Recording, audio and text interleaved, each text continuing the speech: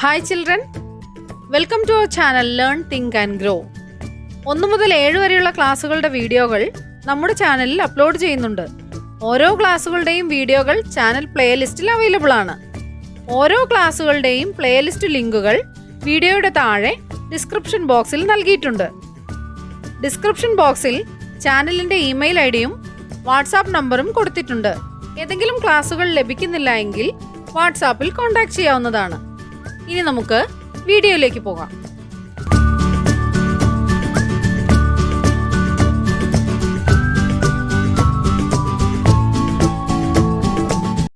Unit 2 സ്വപ്നങ്ങൾ വാക്കുകൾ. അഴീക്കോട് സംസാരിക്കുന്നു.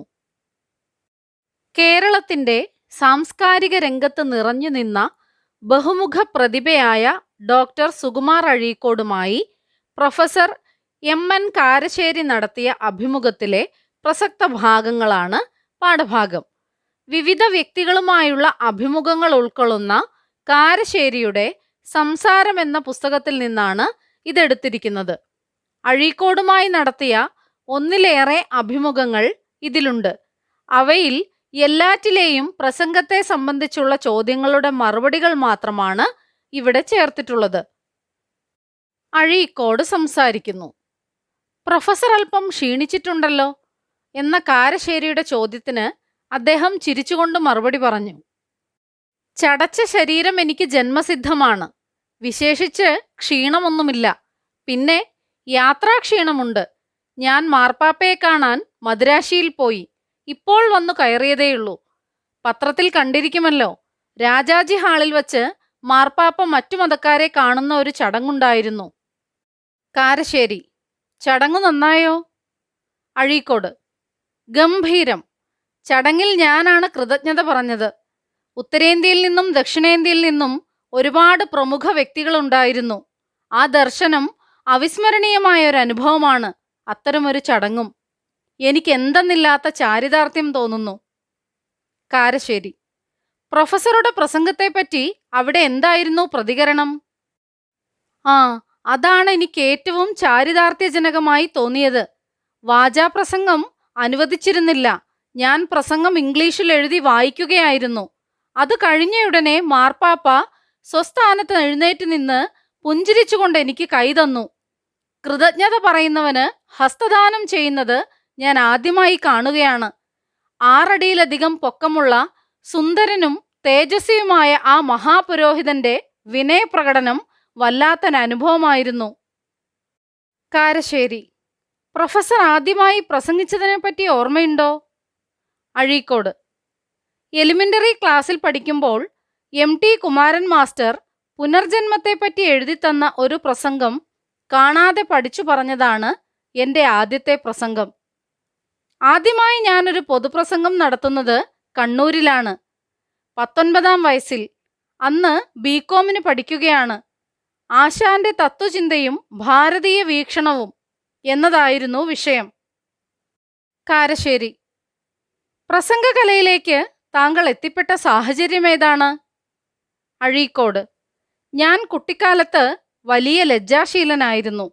വീട്ടിൽ അതിഥികൾ വന്നാൽ അവരോട് വർത്തമാനം പറയേണ്ടി വരുമെന്ന് പേടിച്ച് തൊടിയിൽ പോയി നിന്ന അനുഭവം പോലുമുണ്ട്.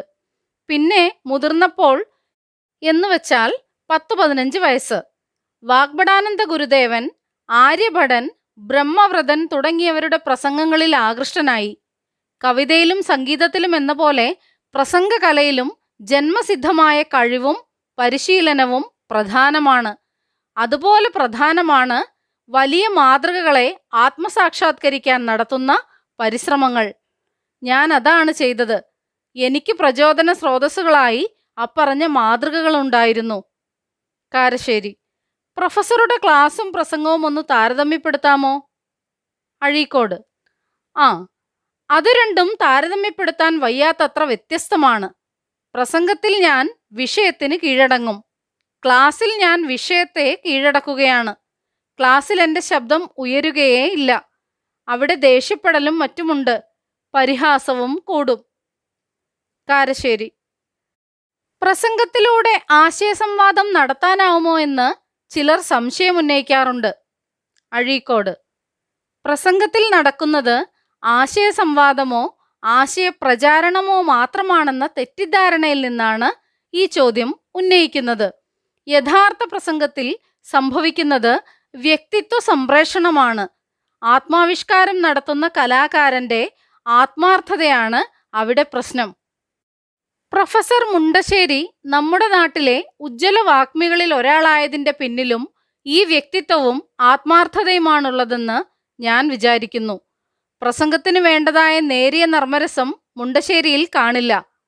ഗദ്യമോ പദ്യമോ ഉദ്ധരിക്കാൻ അദ്ദേഹത്തിന് സാധിച്ചിരുന്നില്ല. ഭാവനയുടെ അംശം പോലും മുണ്ടശ്ശേരിയുടെ പ്രസംഗത്തിൽ ഉണ്ടാവാറില്ല. ഇതൊക്കെയായിട്ടും പ്രസംഗവേദികളിൽ അദ്ദേഹം അദൃശ്യനായി നിന്നു. പേമാരി പോലെ ആ വാഗ്ധോരണി കോരിച്ചൊരിയുകയായിരുന്നു. അതിനു പിന്നിലെ ശക്തി ഇപ്പറഞ്ഞ ആത്മാർത്ഥതയാണ്. കാരശ്ശേരി: പ്രസംഗകന്റെ ചിന്തയും ആശയവും ശ്രോതാവ് പിന്തുടരണമെന്നത് പ്രധാനമല്ലേ? അഴീക്കോട്: വാക്കിന്റെ ശക്തി അതിലടങ്ങിയ അർത്ഥത്തിന്റെ ശക്തി മാത്രമല്ല, ആ വാക്ക് ഉച്ചരിക്കപ്പെടുന്ന ശബ്ദത്തിൻ്റെതും കൂടിയാണ്. എന്നെ സംബന്ധിച്ച് അത് ചലനശക്തിയാണ്. ആ അനുഭവം പകർന്നുകൊടുത്ത് ശ്രോതാവിനെ പ്രചോദിപ്പിക്കാനാണ് ഞാൻ ശ്രമിക്കുന്നത്. അല്ലാതെ എൻ്റെ ആശയം ഊതി നിറയ്ക്കാനുള്ള ബലൂണായി അയാളെ ഉപയോഗിക്കാനല്ല. കാരശ്ശേരി: വലിയ സദസ്സുകളിലെ പ്രസംഗത്തേക്കാൾ ചെറിയ ചർച്ചാ ക്ലാസ്സിലെ സംസാരത്തിനല്ലേ കൂടുതൽ പ്രസക്തി? അഴീക്കോട്: ശങ്കരാചാര്യർ പണ്ഡിതന്മാരോടും ശിഷ്യരോടും മാത്രമേ സംസാരിച്ചിരുന്നുള്ളൂ. ക്രിസ്തു അങ്ങനെയല്ല. ബുദ്ധനോ ഗാന്ധിയോ മുഹമ്മദോ അങ്ങനെയല്ല. അവർ മുക്കുവരോടും അക്രമികളോടും അജ്ഞരോടും സംസാരിച്ചു. അതാണ് യഥാർത്ഥ പ്രസംഗകന്റെ നില. അത് വാതിലടച്ചു നടത്തുന്ന ഒരേർപ്പാടല്ല. അതിൻ്റെ വാതിലുകളും വാതായനങ്ങളും ഈ മഹാപ്രപഞ്ചം പോലെ തുറന്നതും വിശാലവും പ്രകാശപൂർണവുമാണ്. കാരശ്ശേരി: എല്ലാവർക്കും ഇതൊക്കെ ഇപ്പറയുന്ന മട്ടിൽ മനസ്സിലാവുമോ? അഴീക്കോട്: മനസ്സിലാവാതെന്താ? കലാകാരൻ ഒരു പ്രത്യേക മനുഷ്യനല്ല. എല്ലാ മനുഷ്യരിലും കലയുടെ അംശമുണ്ട്. ഏതു മനുഷ്യനോടും ഏതു വിഷയത്തെപ്പറ്റിയും ഞാൻ പ്രസംഗിക്കും. അയാൾ കേട്ടിരിക്കും. സുകുമാർ അഴീക്കോടുമായി പ്രൊഫസർ MN കാരശ്ശേരി നടത്തിയ അഭിമുഖമാണിത്. പ്രസംഗമാണ് തൻ്റെ നിയോഗവും കർമ്മവും എന്നാണ് സുകുമാർ അഴീക്കോട് പറയാറുള്ളത്. കേരളത്തിൽ അങ്ങോളം ഇങ്ങോളം നൂറുകണക്കിന് വേദികളിലായി പതിറ്റാണ്ടുകൾ നീണ്ടുനിന്ന പ്രസംഗ പാരമ്പര്യമാണ് അഴീക്കോടിനുള്ളത്. പ്രസംഗകലയെ സംബന്ധിച്ച് ഇത്രയേറെ അനുഭവ സമ്പത്തോടെ ആധികാരികമായി പറയാൻ മറ്റൊരാൾ ഉണ്ടായെന്ന് വരില്ല. നിരന്തരം സാംസ്കാരികമായ ഇടപെടലുകൾ നടത്തുന്ന ഒരു വ്യക്തിക്ക് സമൂഹത്തെക്കുറിച്ച് എന്തെല്ലാം സ്വപ്നങ്ങളാണുള്ളതെന്നും അതിനുവേണ്ടി വാക്കുകൾ എങ്ങനെ പ്രയോഗിക്കാമെന്നുമാണ് അഴീക്കോടിൻ്റെ ഈ സംഭാഷണത്തിൽ നിന്ന് നമുക്ക് മനസ്സിലാക്കാൻ സാധിക്കുന്നത്. മദിരാശിയിലേക്ക് മാർപ്പാപ്പയെ കാണാൻ പോയതിനെക്കുറിച്ചും അവിടെ നടന്ന ചടങ്ങിനെക്കുറിച്ചുമാണ് പാഠത്തിൻ്റെ ആദ്യ ഭാഗത്ത് പറയുന്നത്. ഗംഭീരമായ ചടങ്ങായിരുന്നു.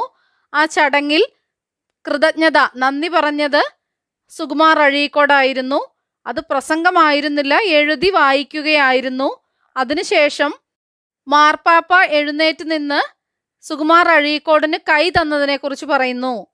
അങ്ങനെ കൃതജ്ഞത പറയുന്നവന് ഹസ്തദാനം ചെയ്യുന്നത് അദ്ദേഹം ആദ്യമായി കാണുകയാണെന്നും പറയുന്നു. അതിൽ നിന്ന് എന്താണ് പറയുന്നത്? മാർപ്പാപ്പയുടെ, ആ മഹാപുരോഹിതന്റെ വിനയപ്രകടനം വല്ലാത്തൊരനുഭവമായി സുകുമാർ അഴീക്കോടിന് അനുഭവപ്പെട്ടു എന്ന് പറയുന്നു. പിന്നീട് പ്രൊഫസർ ആദ്യമായി പ്രസംഗിച്ചതിനെപ്പറ്റി ഓർമ്മയുണ്ടോ എന്നാണ് കാരശ്ശേരി ചോദിക്കുന്നത്. അതെപ്പോഴാണെന്നാണ് പറഞ്ഞത്? എലിമെൻ്ററി ക്ലാസ്സിൽ പഠിക്കുമ്പോൾ ഒരു പ്രസംഗം കാണാതെ പഠിച്ചു പറഞ്ഞതിനെക്കുറിച്ച് പറയുന്നു. പൊതുപ്രസംഗം നടത്തുന്നത് ബികോമിന് പഠിക്കുമ്പോഴാണെന്നും അദ്ദേഹം പറയുന്നു. പിന്നീടുള്ള ചോദ്യം എന്തായിരുന്നു? പ്രസംഗകലയിലേക്ക് എത്തിപ്പെട്ട സാഹചര്യം ഏതാണ്? അതിനെന്താണ് അദ്ദേഹം മറുപടി പറഞ്ഞത്? കുട്ടിക്കാലത്ത് വലിയ ലജ്ജാശീലനായിരുന്നു. വീട്ടിൽ അതിഥികൾ വന്നാൽ അവരോട് പോലും സംസാരിക്കാൻ മടിയായിരുന്നു. പിന്നീട് അദ്ദേഹം വാഗ്ഭടാനന്ദ ഗുരുദേവന്റെയും ആര്യഭടന്റെയും ബ്രഹ്മവൃദ്ധന്റെയും പ്രസംഗങ്ങളിൽ ആകൃഷ്ടനാവുകയാണ് ഉണ്ടായത്. പിന്നെന്താണ് പറഞ്ഞത്? പ്രസംഗകലയിലും ജന്മസിദ്ധമായ കഴിവും പരിശീലനവും ആവശ്യമാണെന്ന് പറഞ്ഞു. ക്ലാസും പ്രസംഗവും തമ്മിലൊന്ന് താരതമ്യപ്പെടുത്താമോ എന്ന് ചോദിച്ചപ്പോൾ എന്തായിരുന്നു മറുപടി? രണ്ടും താരതമ്യപ്പെടുത്താൻ വയ്യാത്തത്ര വ്യത്യസ്തമാണ്. പ്രസംഗത്തിൽ വിഷയത്തിന് കീഴടങ്ങും, എന്നാൽ ക്ലാസ്സിൽ വിഷയത്തെ കീഴടക്കുകയാണ് ചെയ്യുന്നത് എന്ന് പറയുന്നു. പിന്നെയോ, പ്രസംഗത്തിലൂടെ ആശയസംവാദം നടത്താനാവുമോ എന്ന് ചിലർ സംശയം ഉന്നയിക്കാറുണ്ട്. അതിനെക്കുറിച്ച് എന്താണ് പറഞ്ഞത്? യഥാർത്ഥ പ്രസംഗത്തിൽ സംഭവിക്കുന്നത് വ്യക്തിത്വ സംപ്രേഷണമാണ്. പിന്നെ പ്രൊഫസർ മുണ്ടശ്ശേരിയെക്കുറിച്ച് പറയുന്നു. എന്താണ് പറയുന്നത് ജോസഫ് മുണ്ടശ്ശേരിയെക്കുറിച്ച്? പ്രൊഫസർ ജോസഫ് മുണ്ടശ്ശേരി ഉജ്ജ്വല വാഗ്മികളിൽ ഒരാളായതിൻ്റെ പിന്നിൽ വ്യക്തിത്വവും ആത്മാർത്ഥതയുമാണുള്ളതെന്നാണ് അഴീക്കോടിൻ്റെ അഭിപ്രായം. പ്രസംഗത്തിന് വേണ്ടതായ നേരിയ നർമ്മരസം അദ്ദേഹത്തിലില്ല. ഗദ്യമോ പദ്യമോ ഉദ്ധരിക്കാൻ അദ്ദേഹത്തിന് സാധിച്ചിരുന്നില്ല. ഭാവനയുടെ അംശവും അദ്ദേഹത്തിൻ്റെ പ്രസംഗത്തിൽ ഉണ്ടാവാറില്ല. എങ്കിലും പ്രസംഗവേദികളിൽ അദ്ദേഹം അദൃശ്യനായി നിന്നു. പേമാരി പോലെ കോരിച്ചൊഴിയുന്ന ആ വാഗ്ധോരണിക്ക് പിന്നിലെ ശക്തി ആത്മാർത്ഥതയാണെന്നാണ് അദ്ദേഹം പറയുന്നത്. അദൃശ്യനായി നിന്നു. അദൃശ്യനെന്നാൽ മറ്റാരാലും തോൽപ്പിക്കാൻ കഴിയാത്തവൻ. ആരെക്കുറിച്ചാണത് പറഞ്ഞിരിക്കുന്നത്? പ്രൊഫസർ മുണ്ടശ്ശേരിയെക്കുറിച്ചാണ് അഴീക്കോട് പറയുന്നത്. പേമാരി പോലെ ആ വാഗ്ധോരണി. വാഗ്ധോരണി എന്നാൽ വാക്പ്രവാഹം. പേമാരി പോലെ ആ വാക്പ്രവാഹം കോരിച്ചൊരിയുകയായിരുന്നു. അതിനു പിന്നിലെ ശക്തി ഈ പറഞ്ഞ ആത്മാർത്ഥതയാണ്. പിന്നെ എന്താണ് അഴീക്കോട് പറയുന്നത്? വാക്കിന്റെ ശക്തി അതിലടങ്ങിയ അർത്ഥത്തിന്റെ മാത്രമല്ല, ഉച്ചരിക്കപ്പെടുന്ന ശബ്ദത്തിൻ്റെതും കൂടിയാണെന്ന് പറയുന്നു. അദ്ദേഹത്തിനെ സംബന്ധിച്ച് അത് ചലനശക്തിയാണ്. ആ അനുഭവമാണ് കേൾവിക്കാരൻ അദ്ദേഹം പകർന്നു കൊടുക്കുന്നത്. വലിയ സദസ്സുകളിലെ പ്രസംഗത്തെക്കാൾ ചെറിയ സദസ്സിലെ സംസാരത്തിനല്ലേ കൂടുതൽ പ്രസക്തി എന്നാണ് പിന്നെ കാരശ്ശേരി ചോദിക്കുന്നത്. ആ ചോദ്യത്തിനുള്ള അഴീക്കോടിന്റെ അഭിപ്രായം എന്താണ്? വലിയ സദസ്സുകളിലെ പ്രസംഗമാണ് അഴീക്കോടിനെ സംബന്ധിച്ച് പ്രധാനമെന്നാണ് അദ്ദേഹം അഭിപ്രായപ്പെട്ടത്. ശങ്കരാചാര്യരെയും ക്രിസ്തുവിനെയും ബുദ്ധനെയും ഗാന്ധിയെയും മുഹമ്മദിനെയും എല്ലാം ഇവിടെ പരാമർശിച്ചിരിക്കുന്നു. എന്താണ് പറഞ്ഞിരിക്കുന്നത്? അവർ മുക്കുവരോടും അക്രമികളോടും അജ്ഞരോടും സംസാരിച്ചു. അതാണ് യഥാർത്ഥ പ്രസംഗകന്റെ നില. അത് വാതിലടച്ച് നടത്തുന്ന ഒരു ഏർപ്പാടല്ല, മറിച്ച് വാതിലുകളും വാതായനങ്ങളും ഈ മഹാപ്രപഞ്ചം പോലെ തുറന്നതും വിശാലവും പ്രകാശപൂർണവുമാണെന്നാണ് അദ്ദേഹം പറയുന്നത്. എല്ലാവർക്കും ഇതൊക്കെ ഈ പറയുന്ന മട്ടിൽ മനസ്സിലാവുമോ എന്നാണ് കാരശ്ശേരി പിന്നീട് ഉന്നയിച്ച ചോദ്യം. അതിനെന്താണ് അദ്ദേഹം മറുപടി പറയുന്നത്? അഴീക്കോടിന്റെ മറുപടി എന്താണ്? മനസ്സിലാവാതെന്താണ്? കലാകാരൻ ഒരു പ്രത്യേക മനുഷ്യനല്ല, എല്ലാ മനുഷ്യരിലും കലയുടെ അംശമുണ്ട്. ഏതു മനുഷ്യനോടും ഏത് വിഷയത്തെ പറ്റിയും അദ്ദേഹം പ്രസംഗിക്കുമെന്നാണ് മറുപടിയായി പറഞ്ഞത്. വായിക്കാം, കണ്ടെത്താം. ആ ദർശനം അവിസ്മരണീയമായ ഒരനുഭവമാണ്. ആ ചടങ്ങും എനിക്ക് എന്തെന്നില്ലാത്ത ചാരിതാർത്ഥ്യം തോന്നുന്നു. സുകുമാർ അഴീക്കോടിന് അഭിമാനം കലർന്ന സംതൃപ്തിയുണ്ടാക്കിയ അനുഭവം ഏത്? എന്തുകൊണ്ട്? ഏതാണ്? മദിരാശിയിൽ അദ്ദേഹം മാർപ്പാപ്പയെ കാണാൻ പോയ ആ ചടങ്ങിനെ കുറിച്ചാണ് പറഞ്ഞിരിക്കുന്നത്. എന്തുകൊണ്ടാണ് അദ്ദേഹം അങ്ങനെ പറഞ്ഞത്? ആ ചടങ്ങിൽ കൃതജ്ഞതയർപ്പിച്ചത് അഴീക്കോടായിരുന്നു. അതിനുശേഷം മാർപ്പാപ്പ സ്വസ്ഥാനത്തു നിന്ന് എഴുന്നേറ്റ് പുഞ്ചിരിച്ചുകൊണ്ട് അഴീക്കോടിന് കൈ കൊടുത്തു. അതു കണ്ടപ്പോൾ ആ മഹാപുരോഹിതന്റെ വിനയപ്രകടനം വല്ലാത്തൊരനുഭവമായി അഴീക്കോടിന് തോന്നി. മികച്ച പ്രസംഗകനാവാൻ എന്തൊക്കെ വേണമെന്നാണ് സുകുമാർ അഴീക്കോട് അഭിപ്രായപ്പെടുന്നത്? പ്രസംഗകലയിൽ ജന്മസിദ്ധമായ കഴിവും പരിശീലനവും പ്രധാനമാണ്. അതുപോലെ പ്രധാനമാണ് വലിയ മാതൃകകളെ ആത്മസാക്ഷാത്കരിക്കാൻ നടത്തുന്ന പരിശ്രമങ്ങൾ. വിശകലനം ചെയ്യാം. ഒരു പ്രസംഗകൻ എന്ന നിലയിൽ പ്രൊഫസർ ജോസഫ് മുണ്ടശ്ശേരിയെ സുകുമാർ അഴീക്കോട് എങ്ങനെയാണ് വിലയിരുത്തുന്നത്? എങ്ങനെയാണ്? പ്രൊഫസർ മുണ്ടശ്ശേരി ഉജ്ജ്വല വാഗ്മികളിൽ ഒരാളായതിൻ്റെ പിന്നിൽ വ്യക്തിത്വവും ആത്മാർത്ഥതയുമാണുള്ളതെന്നാണ് അഴീക്കോടിന്റെ അഭിപ്രായം. പ്രസംഗത്തിന് വേണ്ടതായ നേരിയ നർമ്മരസം അദ്ദേഹത്തിലില്ല. ഗദ്യമോ പദ്യമോ ഉദ്ധരിക്കാൻ അദ്ദേഹത്തിന് സാധിച്ചിരുന്നില്ല. ഭാവനയുടെ അംശം പോലും അദ്ദേഹത്തിന്റെ പ്രസംഗത്തിൽ ഉണ്ടാവാറില്ല. എങ്കിലും പ്രസംഗവേദികളിൽ അദ്ദേഹം മറ്റാരാലും തോൽപ്പിക്കാൻ കഴിയാത്തവനായി നിന്നു. പേമാരി പോലെ കോരിച്ചൊരിയുന്ന ആ വാഗ്ധോരണിക്ക് പിന്നിലെ ശക്തി ആത്മാർത്ഥതയാണ് എന്നാണ് അഴീക്കോട് വിലയിരുത്തുന്നത്.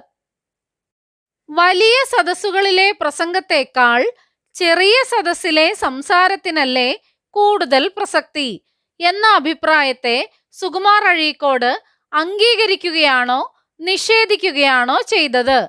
എങ്ങനെ? വലിയ സദസ്സുകളിലെ പ്രസംഗമാണ് അഴീക്കോടിനെ സംബന്ധിച്ച് പ്രധാനമെന്നാണ് അഭിപ്രായപ്പെട്ടത്. അതിനെക്കുറിച്ച് എങ്ങനെയാണ് അദ്ദേഹം പറയുന്നത്? വാതിലടച്ചു നടത്തുന്ന ഒരേർപ്പാടല്ല, മറിച്ച് വാതിലുകളും വാതായനങ്ങളും ഈ മഹാപ്രപഞ്ചം പോലെ തുറന്നതും വിശാലവും പ്രകാശപൂർണവുമാണെന്നാണ് അദ്ദേഹം പറയുന്നത്. കലാകാരൻ ഒരു പ്രത്യേക മനുഷ്യനല്ല. എല്ലാ മനുഷ്യരിലും ഒരു കലാകാരനുണ്ട്. മറ്റുള്ളവരെ പ്രചോദിപ്പിക്കാൻ കഴിയുന്ന രീതിയിൽ ഈ വരികളിലെ ആശയത്തെ വികസിപ്പിക്കുക. എല്ലാ മനുഷ്യനിലും പ്രകൃതിദത്തമായ സർഗപ്രതിഭയുണ്ട്. വിശാല മനസ്സോടെ ചുറ്റുപാടുകളെ നിരീക്ഷിക്കുകയും ലോകത്തെക്കുറിച്ച് പ്രതീക്ഷകൾ വച്ചുപുലർത്തുകയുമാണെങ്കിൽ അത് വികസിക്കുകയും കലയുടെ പ്രകാശനം ഉണ്ടാവുകയും ചെയ്യും. സന്ദർഭവും അനുകൂല സാഹചര്യവും ഉണ്ടാവുകയാണ് പ്രധാനം. പ്രസംഗവും പ്രസംഗകരും. ഒരു പ്രസംഗത്തിന് എന്തെല്ലാം ഗുണങ്ങൾ ഉണ്ടായിരിക്കണമെന്നാണ് ഈ അഭിമുഖത്തിൽ നിന്ന് നിങ്ങൾ കണ്ടെത്തുന്നത്? വിശദമാക്കുക. എന്തെല്ലാം ഗുണങ്ങളാണ് ഉണ്ടാവേണ്ടത്? ആത്മാർത്ഥതയും വ്യക്തിത്വ സംപ്രേഷണവുമാണ് പ്രസംഗത്തിൽ ഉണ്ടാവേണ്ടത്. വാക്കിന്റെ ചലനശക്തി പകർന്നുകൊടുത്ത് ശ്രോതാവിനെ പ്രചോദിപ്പിക്കണം. ഒരു മികച്ച പ്രസംഗകൻ ഉണ്ടായിരിക്കേണ്ട എന്തെല്ലാം ഗുണങ്ങളാണ് ഈ അഭിമുഖത്തിൽ നിന്ന് കണ്ടെത്താനാവുന്നത്? തന്റെ ആശയം ഊതിവീർപ്പിക്കാനുള്ള ബലൂണായി കേൾവിക്കാരനെ പ്രസംഗകൻ കാണരുത്. എല്ലാ മനുഷ്യരിലും കലാകാരനെ കാണാൻ കഴിയണം.